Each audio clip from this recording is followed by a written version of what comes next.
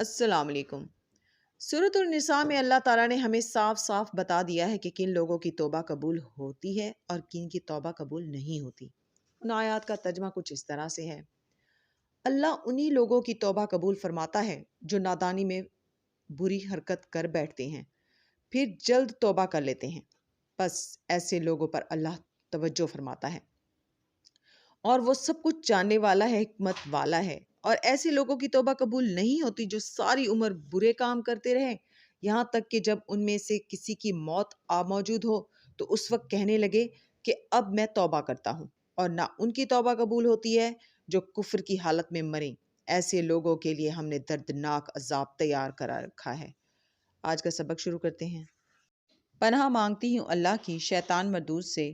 شروع اللہ کا نام لے کر جو بڑا مہربان نہایت رحم والا ہے۔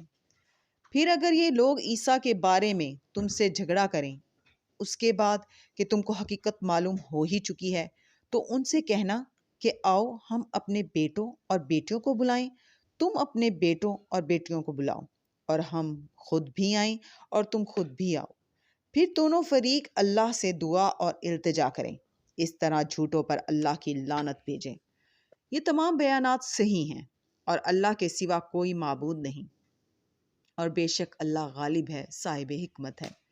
پس اگر یہ لوگ پھر جائیں تو اللہ مفسدوں کو خوب جانتا ہے۔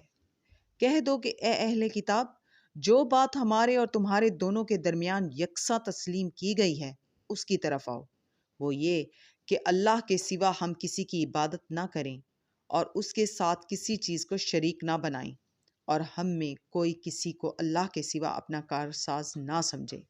پھر اگر یہ لوگ اس بات کو نہ مانیں تو ان سے کہہ دو کہ تم گواہ رہو کہ ہم اللہ کے فرما بردار ہیں۔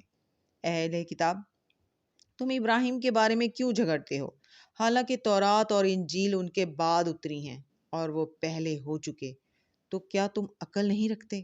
صدق اللہ العظیم۔ کل انشاءاللہ پھر ملیں گے۔ اللہ حافظ۔